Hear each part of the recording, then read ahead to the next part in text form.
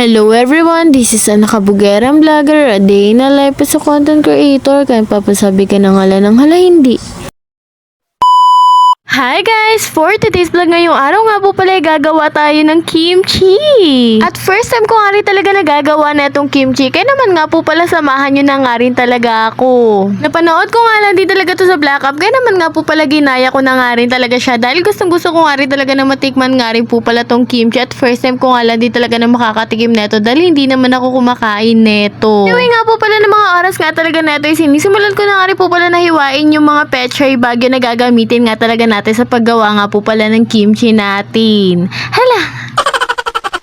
Hiniwa ko na nga rin po pala yan sa maliliit para naman nga talaga madali na nga rin talaga natin yan na magagawa. Dito nga po pala dahil natapos na nga rin talaga ako sa paghiwa ng pechay bagyo natin. Syempre hugasan na nga rin po pala natin yan para naman nga talaga malinisan na rin natin. By the way, sa mga manonood nga talaga neto first time ko nga lang din talaga na gumawa ng kimchi. Kaya naman pagbasensyahan nyo na kung mali-mali yung mga pinagagagawa ko dito. Hala, hindi.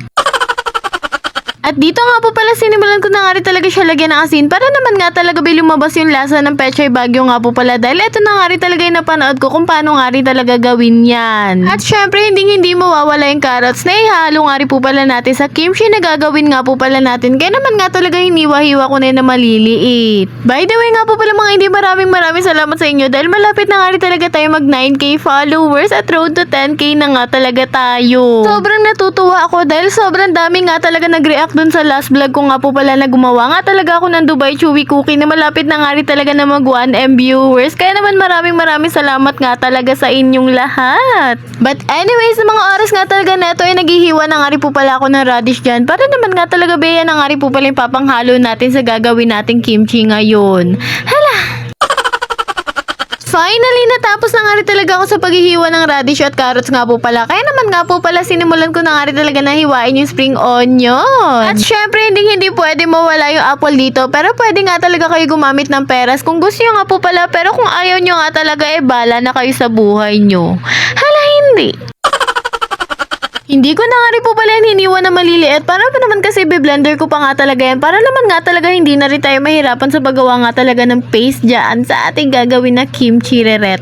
Hala. At dito syempre kakailanganin nga talaga natin ng luya at bawang nga po pala para nga talaga sa gagawin natin. Dahil natapos na nga rin po pala ako sa paggawa niyan, kaya naman nga po pala dito ipapakita ko na nga rin talaga sa inyo kung paano ko nga talaga yung biniblender para naman nga talaga malaman nyo kung anong pinagagagawa ko dito na mali-mali na nga rin talaga yung mga pinagagagawa ko pero okay na nga rin talaga yan. Nung una nga talaga nagkamali ako dahil nga po pala nakalimutan ko na lagyan ng tubig kaya naman nga po pala nilagyan ko na ng tubig para naman nga talaga hindi na siya mag-ingay dahil sobrang ingay nga talaga niyan yung pagkagawa ko nga po pala. At natapos na nga rin po pala ako sa paggawa dito ng paste ng ating gagawin na kimchi. Kaya naman nga po pala dito nga talaga sinisimulan ko na nga rin po pala gawin yung isa pa nga talaga na sauce na kakailanganin natin. By the way nga po pala mga hindi mali nga rin talaga yung nagamit ko dahil nga po pala cornstarch yung ginamit ko. Imbis nga po pala na rice flour pero nga po pala okay na nga rin talaga yan dahil nga po pala napanood ko na pwede naman nga talagang gamitin yung cornstarch. Dahil nga talaga nakalimutan ko na bumili ng rice flour sa bayan kaya naman nga po pala cornstarch na nga lang din talaga yung ginamit ko at bumili na nga lang din talaga ako sa tindahan. Yes po, sa tindahan na lang ako bumili. Paano pa naman kasi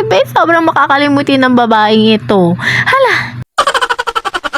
At dito nga po pala isinalang ko na nga rin talaga yan para naman nga po pala na mapainit na nga rin talaga yan at mabuo na nga rin po pala yung gagawin natin. Base nga talaga sa napanood ko nga po pala sa paggawa nga talaga neto ay pinagalo-halo na nga rin po pala at nilagyan na nga rin talaga ng goju garu nga po pala yan para naman nga talaga mag-red yung color niyan. At sa feeling ko naman nga talaga mga hindi nakuha nga talaga natin yung tamang texture nga po pala kaya naman sobrang sumakses siya. Hala! By the way, na mga oras nga po pala neto, hinuli ko nga talaga yung paghuhugas ng gulay para naman nga talaga lumabas nga po pala yung lasa nga talaga ng pechay bagyo na binababad natin sa asin. Maghalo-haluin na nga rin po pala natin mga gulay na pinaghihiwa-hiwa na nga talaga natin para naman nga talaga bimabuo na natin yung kimchi reret nga talaga na ginagawa natin. At kung makikita nyo nga po pala dito ay ginabi na nga rin talaga ako sa paggawa ng kimchi pero sulit nga talaga dahil sobrang sarap nga talaga ng paggagawa ko kahit hindi ko naman alam kung paano nga talaga to gawin. Hala! Nilagay ko na nga rin talaga yung goju garu paste para naman nga talaga bimahalo na nga rin talaga natin tong kimchi. Sobrang saya pala maghalo ng kimchi mga hindi. Ngayon ko lang to naramdaman dahil nga talaga hindi pa nga talaga ako nakakatikim ng kimchi. Ngayon pangalan din talaga ako na makakatikim ng kimchi. Kaya naman be super excited nga talaga ako. Siyempre dahil ako nga talaga gumawa niyan. Kaya naman nga talaga sobrang sarap ng pagkakagawa ko. Hala hindi. Katapos ko na nga rin po pala na gumawa ng kimchi, syempre nilagay ko na nga rin talaga yun sa Tupperware. Halos puno nga talaga yung pagkalagay ko dito sa isang tub mga hindi at sobrang dami nga talaga namin stock na kimchi ngayong araw. Dahil meron na nga po pala ditong natirang unting kimchi, kaya naman nga po pala ito na nga rin talaga yung titikman natin. Sobrang saya ko nga talaga dahil nakagawa ko na isang Tupperware nga po pala na kimchi, kaya naman nga talaga dito titikman na nga rin talaga natin to. Sobrang sarap nga rin talaga ng pagkakagawa ko neto, lalong-lalo na nga talaga kung hahaluan mo nga talaga siya ng kanin. At sa mga nakatapos nga po pala ng vlog ko na to, don't forget to follow, like, and share nga po pala ng page ko. Thanks for watching!